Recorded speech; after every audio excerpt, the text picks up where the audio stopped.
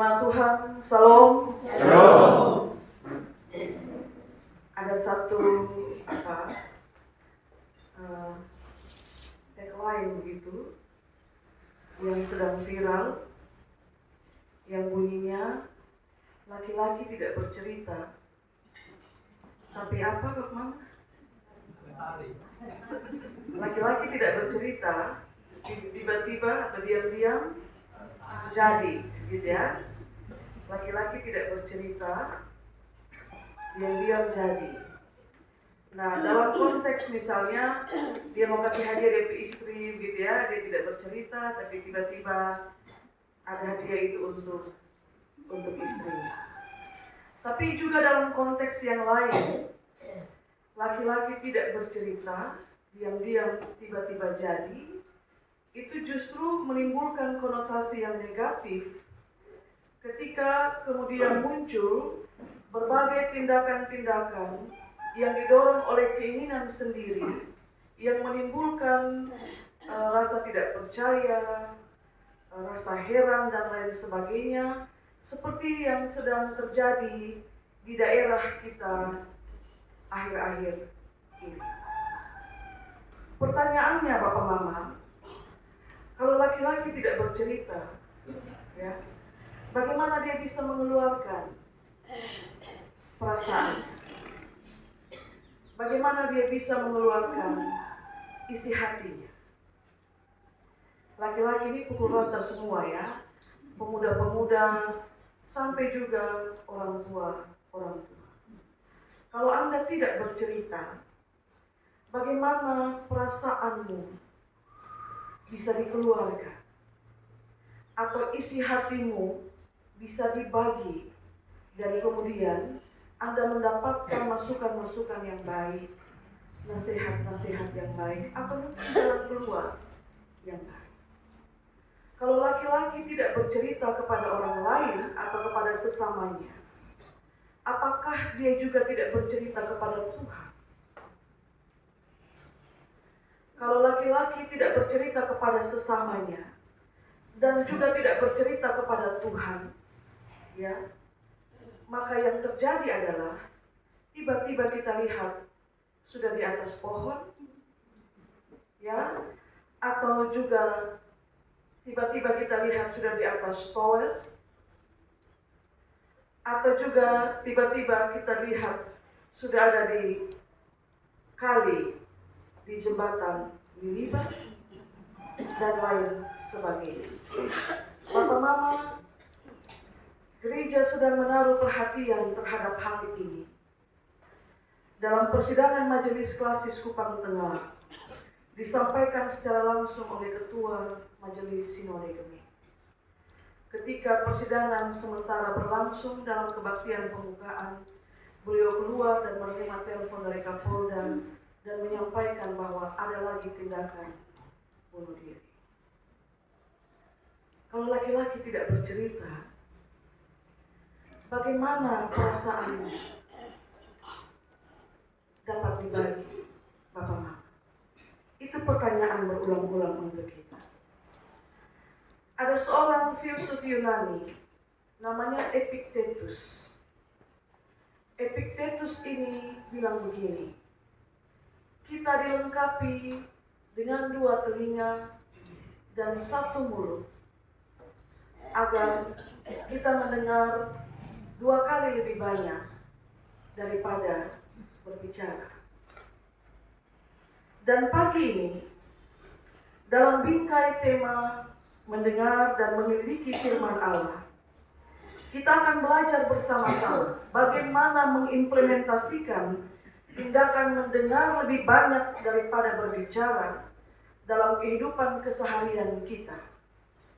Sebab yang pertama, seperti yang sudah saya sampaikan di awal renungan ini, bahwa ternyata ada begitu banyak orang yang juga butuh untuk didengar, tapi tidak didengar.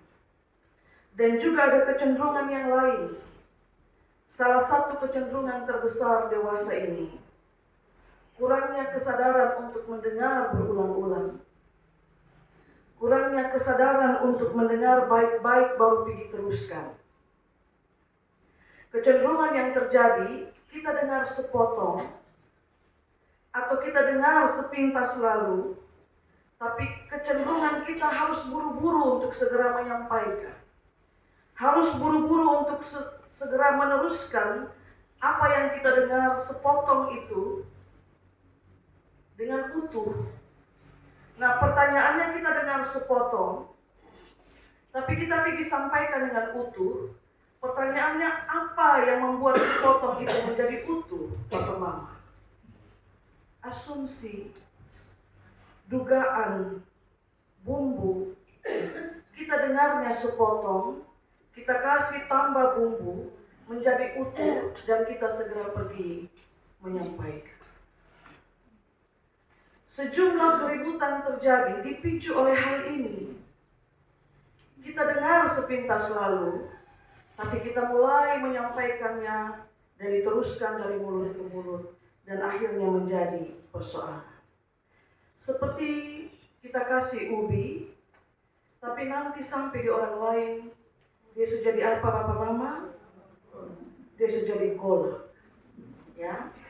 Dan sangat mungkin hal itu juga terjadi dalam aktivitas mendengarkan firman. Bayangkan Bapak Mama, mendengar aktivitas percakapan hari-hari saja, kadang-kadang tidak sempurna kita dengar. Lalu sekarang kita bawa dalam aktivitas mendengar firman. Kemungkinannya juga bahwa ini yang sering kali juga terjadi. Kadang-kadang kita hanya dengar sepotong. Atau mungkin juga tubuh kita ada di sini, tapi kita tidak mendengar sama sekali firman yang diberitakan. Bapak, Mama, saudara-saudari, apa artinya mendengar 2 kali lebih banyak? Nanti kita temukan jawabannya. Saya ajak kita untuk melihat pada satu perumpamaan yang pernah disampaikan oleh Yesus, supaya perumpamaan ini akan menolong kita memahami Kisah Para Rasul 17 ayat 10 sampai 15. Saya yakin Bapak, Mama, saudara-saudari sekalian familiar dengan perumpamaan tentang seorang penabur. Bapak, Mama tahu perumpamaan ini. Seorang penabur keluar untuk menabur dengan membawa benih-benih. Dalam perjalanan menabur, sebagian benih itu jatuh di pinggir jalan. Lalu datanglah apa, Bapak, Mama? Burung, dan memakan benih itu sampai habis. Lalu kemudian sebagian benih jatuh di tanah yang berbatu. Ya, jatuh di tanah yang berbatu, dia bertumbuh. Tapi saat matahari terbit dan sengatan sinar matahari itu mengenainya, dia segera menjadi layu, kering, dan mati. Benih itu kemudian juga jatuh di semak-semak belukar atau semak-semak belukar. Dia bertumbuh benih itu, tetapi dalam pertumbuhannya semak-semak itu menghimpit dia sehingga dia tidak menghasilkan buah. Dan sebagian benih jatuhlah di tanah yang baik.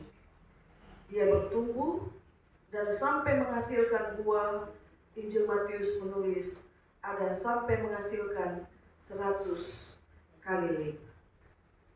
Bapak, Mama, saudara-saudari, benih yang pertama atau benih yang jatuh di pinggir jalan itu menggambarkan orang yang mendengar firman Tuhan, tapi dia tidak mengerti.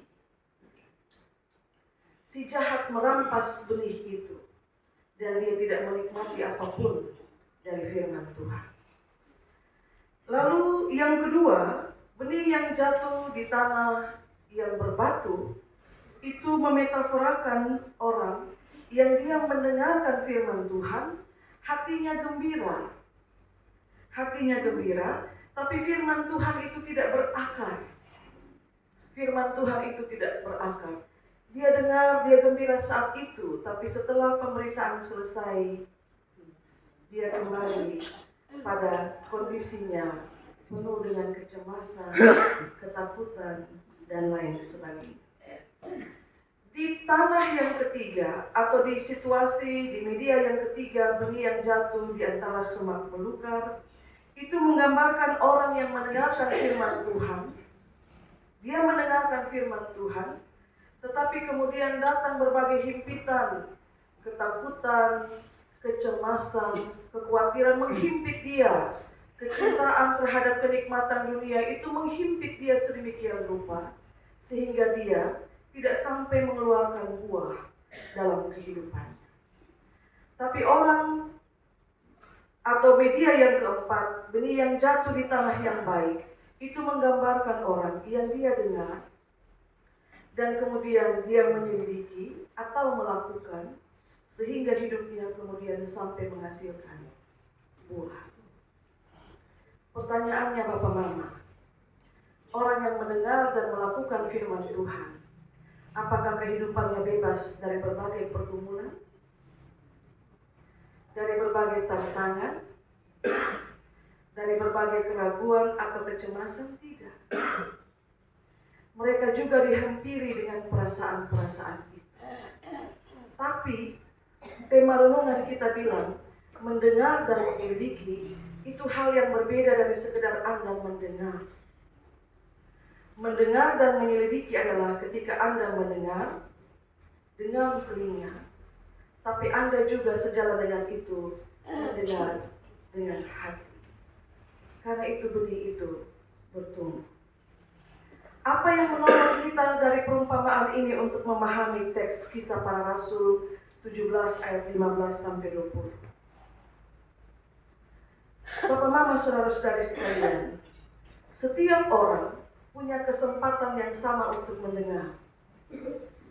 Tanpa kecuali, selama telinga sebagai organ pendengar berfungsi dengan baik, maka semua orang punya kesempatan yang sama untuk mendengar dengan baik. Tapi tidak semua orang dapat menjadi pendengar yang baik, Bapak Mama. Kenapa? Karena menjadi pendengar yang baik itu bukan hanya soal organ telinga yang berfungsi secara baik untuk mendengar, tapi menjadi pendengar yang baik itu berkaitan juga dengan hati dan juga pikiran. Bapak Mama, saudara perhatikan bacaan kita. Kenapa kelakuan orang-orang Yahudi di Tesalonika berbeda dengan kelakuan orang-orang Yahudi di Berea? Kenapa Bapak Mama? Mereka sama-sama dengar pemberitaan firman yang dibawa oleh Paulus dan Silas. Tapi kenapa di Tesalonika dan di Berea punya respon yang berbeda? Di Tesalonika mereka mendengar tapi tidak bertumbuh. Sedangkan di Berea mereka mendengarkan dan mereka bertumbuh. Kenapa Bapak Mama, saudara-saudari sekalian? Persoalannya bukan pada fungsi telinga sebagai organ pendengar. Persoalannya itu ada pada hati. Oke, mari kita lihat ayat yang kelima. Silakan satu orang baca ayat yang kelima dari Kisah Para Rasul 17. Walaupun bukan bacaan kita, tapi dia punya kaitan dengan perikop ini.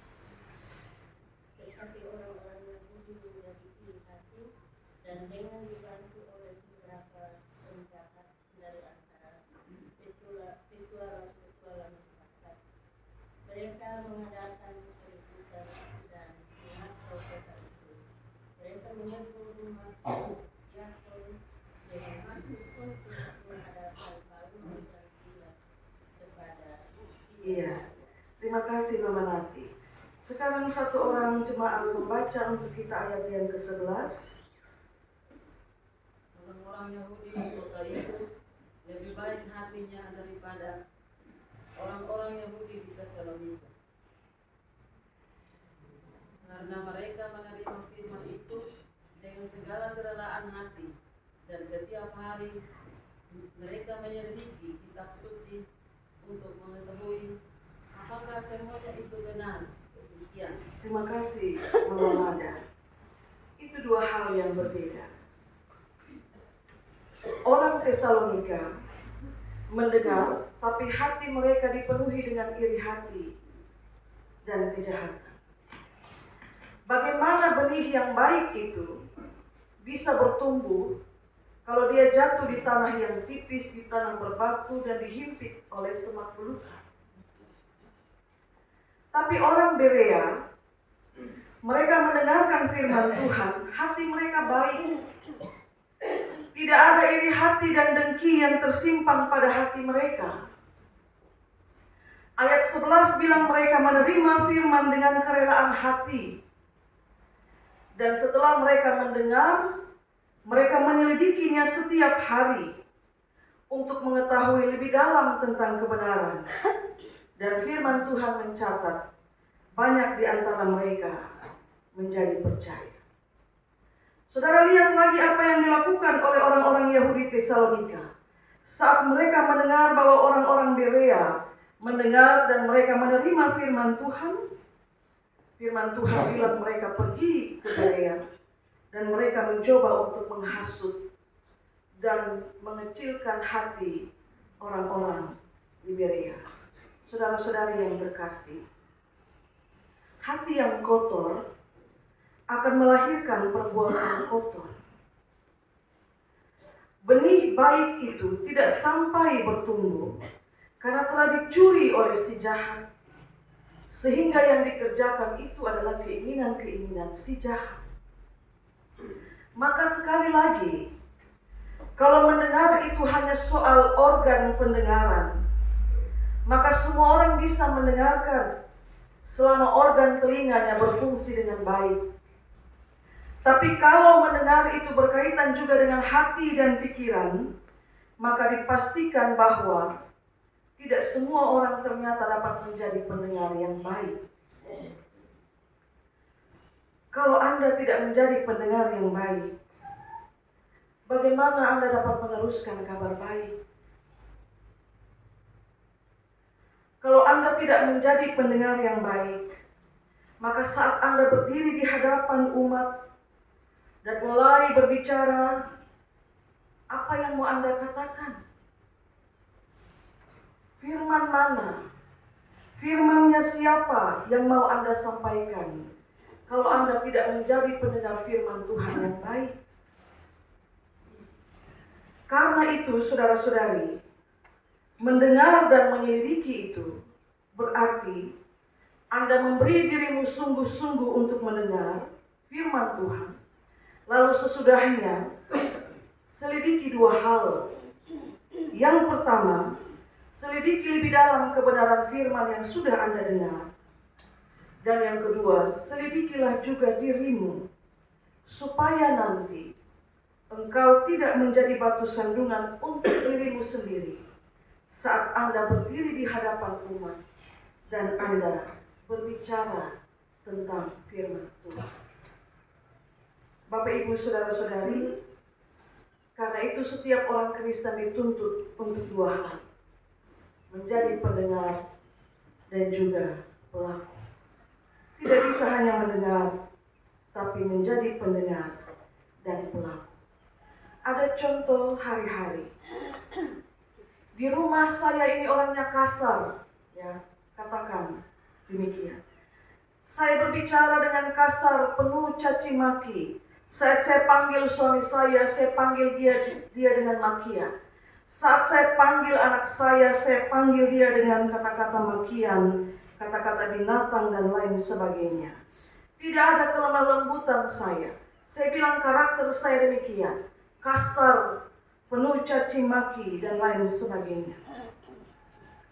Lalu saya pergi pelayanan.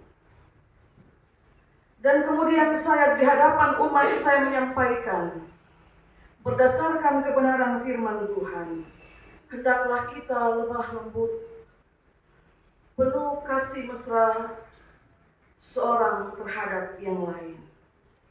Saat berbicara, berbicaralah dengan penuh kelemah lembutan. Sebab kata-kata yang penuh amarah, yang penuh kekasaran membangkitkan amarah, tapi perkataan yang lemah lembut itu menenangkan jiwa. menjadi penipu, Bapak Mama. Saya menipu Allah yang saya layani.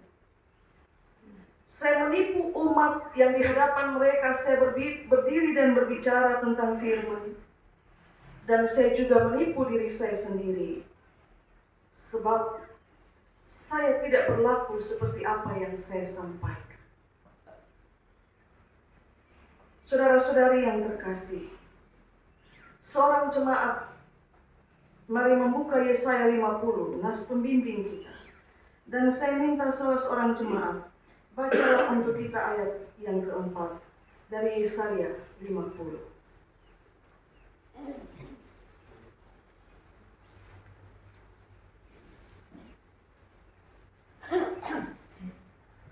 Hamba Tuhan, Tuhan Allah telah memberi kepadaku lidah seorang murid, supaya dengan perkataan aku dapat memberi semangat baru kepada orang yang letih lesu.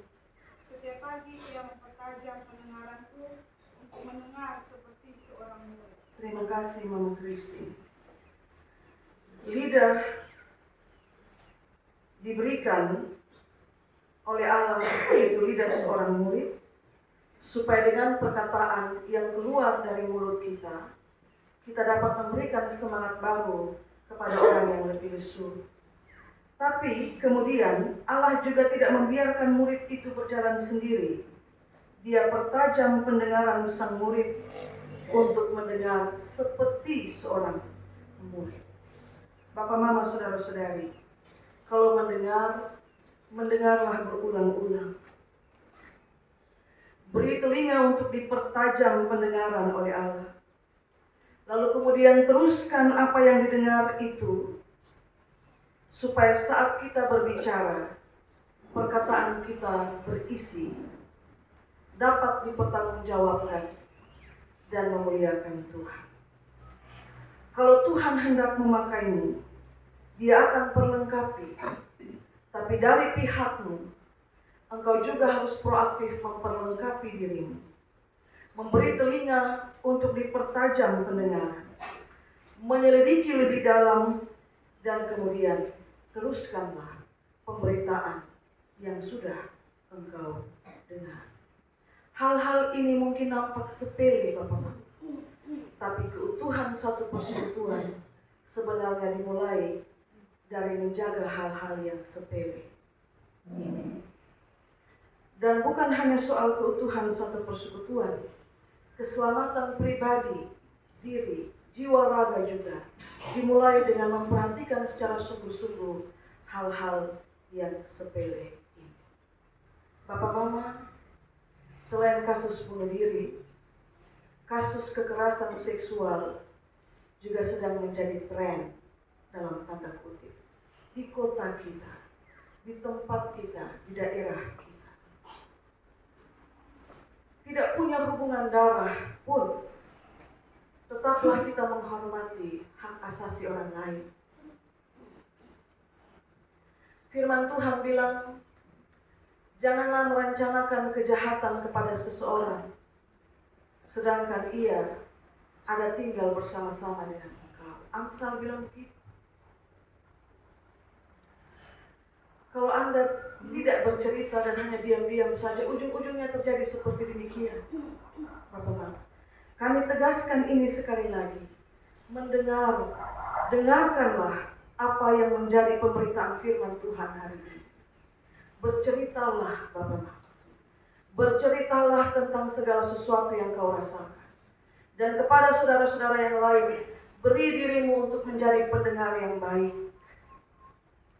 Beri dirimu untuk menjadi pendengar yang baik dengan cara, kalau Anda mendengar, Anda tidak melanjutkan apa yang menjadi isi hati orang lain yang sudah Dia percayakan kepadamu untuk kau dengarkan. Sampaikan kepada Tuhan apa yang harus kau lakukan untuk menolong saudaramu yang sedang kesulitan ini. Lalu kemudian, kepada saudara-saudariku, kaum perempuan, orang-orang muda, pemudi-pemudi, berceritalah juga. Jangan mau Anda menerima berbagai pelecehan secara verbal dan juga non-verbal. Berceritalah. Jangan sampai Anda hanya diam dan menerima segala perlakuan pelecehan itu dan menyiksamu bahkan sampai mati. Berceritalah benar dan beri diri untuk menjadi pendengar. Dengar firman Tuhan, dengar juga keluh kesah sesama, supaya kita menyelamatkan saudara-saudara di sekeliling kita. Kita sampaikan berulang-ulang. Lihat satu ada duduk muka muram-muram, cobalah untuk bertanya. Kalau dia mau bercerita, hormati. Kalau dia tidak mau bercerita juga, hormati. Tapi doakan supaya Roh Kudus menolong dia untuk bisa bercerita. Saudara-saudari yang terkasih, itu bagian dari mendengar dan meneliti. Semoga firman Tuhan menolong dan memberkati kita. Amin.